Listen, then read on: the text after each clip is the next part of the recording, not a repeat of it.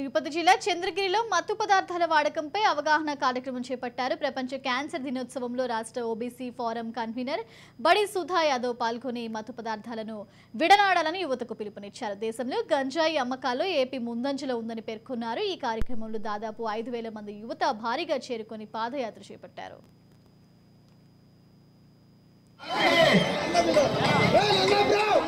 అలాగే ఈ యొక్క మంచి సామాజిక కార్యక్రమాన్ని డ్రగ్స్ కన్నా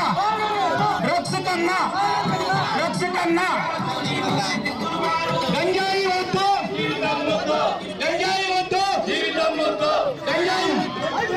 డ్రగ్స్ వద్దు.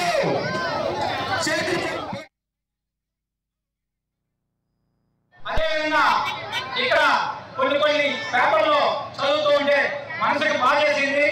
ఎందుకంటే ఈ మధ్య కాలంలో కూడా ఈ గంజాయి, ఈ డ్రగ్స్ విపరీతంగా ఈ చంద్రగిరి నియోజకవర్గంలో విపరీతంగా అవడం, మన దేశంలోనే మన రాష్ట్రం గంజాయిలో డ్రగ్స్ లో నెంబర్ 1 స్థానంలో ఉంటే ఈ యొక్క చంద్రగిరి నేను ఈ నియోజకవర్గానికి అంకితం చేస్తానని కూడా నేను తెలియజేస్తున్నాను.